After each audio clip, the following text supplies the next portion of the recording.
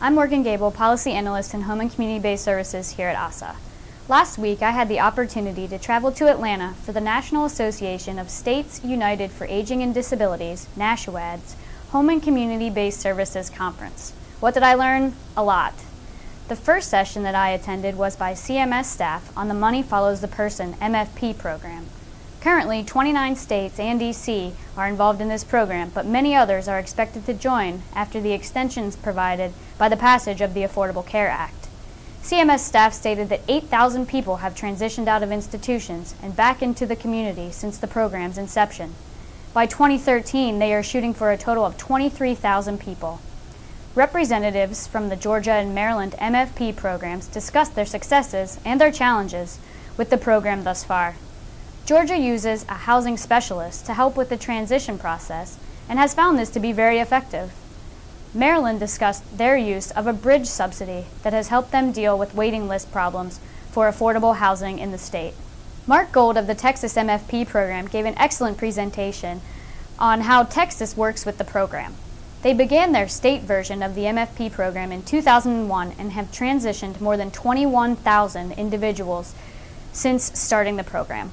Mark explained how Texas starts the transition process months before the actual transition takes place, and how the provision of counseling and substance abuse programs are necessary in order to keep individuals in the community.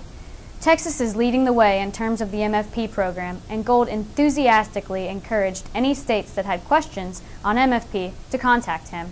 He closed by saying that the MFP program offers tremendous incentives and presents a great opportunity for HCBS providers. AoA's Secretary, Kathy Greenlee, was also on hand, and she provided a historical walkthrough of the many milestones achieved over the past 30 years in regards to home and community-based services. She touted the CLASS Act as a potential game changer because it offers a historic opportunity to address long-term services and supports in a different way. I attended another session on HCBS and the Veterans Administration that detailed how the VA has already transitioned over 400 people back into the community. There are currently still 35,000 veterans in nursing homes. The VA representatives discussed the process for enrolling providers into the veteran-directed HCBS program, and ASA members should reach out to their local VAs in order to get involved in this program. What was the theme of the conference? It was definitely the discussion around the provisions of the Affordable Care Act. If only I had $1 for every time a presenter said those words. CMS officials stated that a notice of proposed rulemaking would go out early next year for the Community First Choice program. They also discussed the Health Home Demonstration, a state plan option that would provide coordinated care for people with chronic conditions. A letter to state Medicaid directors on this program will be sent shortly. CMS stressed the significance of the high FMAP for this program and encouraged all states to get involved. CMS also talked about the Balancing Incentives program that would provide an increased FMAP according to the percentage of a state's Medicaid budget that is based on institutional versus HCBS care. CMS continually stressed that this provision provides great opportunities for PACE and home health providers. In another session, representatives from CMS and the Department of Health and Human Services discussed their collaborative efforts on enhancing supports for community living, including their efforts of working toward a future demonstration on housing with supportive services. Stay tuned for more information on this front. The conference also featured Henry Claypool from the White House's Office on Disability, who mentioned the importance of affordable housing with services.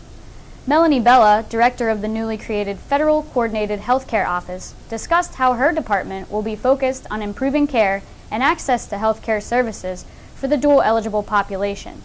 They will be creating profiles on all of the states in order to gain a clear picture of what is working and what isn't in terms of serving duals. She asked for feedback from states and providers, and ASA has already set up a meeting to talk with her about the successes and challenges of ASA members. Finally, representatives from 2 Maryland counties discussed their work on reducing the cost of providing HCBS programs in their areas. By focusing on the importance of occupational therapists, both programs were able to make simple modifications to a person's home and provide inexpensive assistive devices in order to promote independence and eliminate the need for in-home workers. By reducing the use of in-home workers for some individuals in their program, they were able to better target the use of these workers for individuals who truly needed this type of service.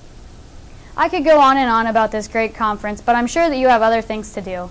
If you have any questions about any of this information, please contact us. Congress left town to go back home and campaign, so all is quiet in D.C. This is a perfect time to reach out to us to let us know how we can better serve you.